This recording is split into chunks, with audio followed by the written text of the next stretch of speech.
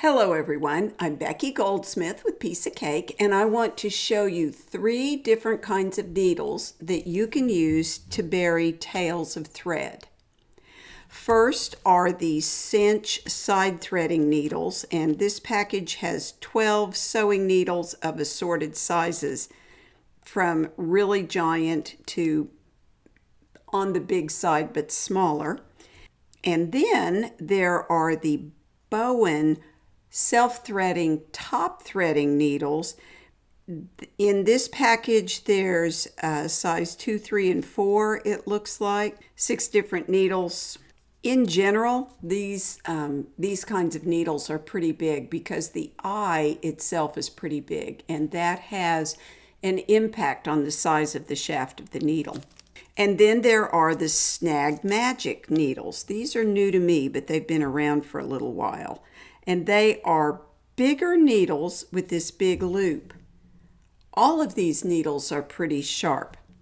So let's take a closer look at how they work. First, I want to pop the bobbin thread to the top.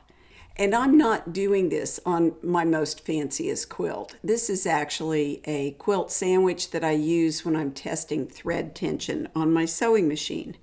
Here are my top and bobbin threads, and this is the Sench Side Threading needle. What I do is place the thread next to the eye, pull both of them together down, and then into the eye of the needle. And then you can take this and bury the tails of thread between the layers. Easy. The self-threading or top threading needle has a little valley at the top of the eye of the needle and interlocking teeth.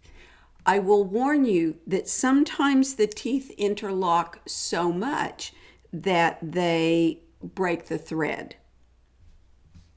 But what you do is place both threads in the valley, pull them through, and once again you're threaded, unless you broke the thread, in which case it's kind of a hassle, but that doesn't happen all the time or necessarily all that often.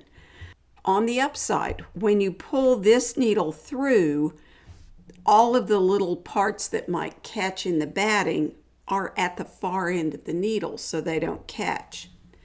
I will tell you that this side threading needle will sometimes, there's one little thing right there that can catch the batting, and as you pull the eye of the needle through, it pulls that through.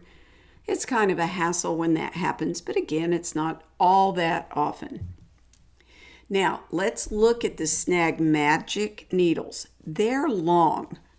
And what that means is, if you've got long thread tails, it's really easy to thread the tails through, and then you've still got room to bury the tail of thread by running the needle through. But let's imagine that instead my thread is really short. There's not, the needle's too long to have it threaded before you do it. What I would do then is take the needle and run it between the layers some distance, and then pretend like this is a much shorter group of threads. But if I was like right here with the thread that short, feeding it through that loop, then you just pull that through. Pretty nice. So which one is the best choice? I think any of them in the right place would be the right choice, which is why I will continue for my own sewing kit to keep the self-threading top-loading needle and these side-threading cinch needles, and now the newer Snag Magic needles, because they're all good. I hope you find this information helpful. Thank you for watching, and may you have many happy stitches.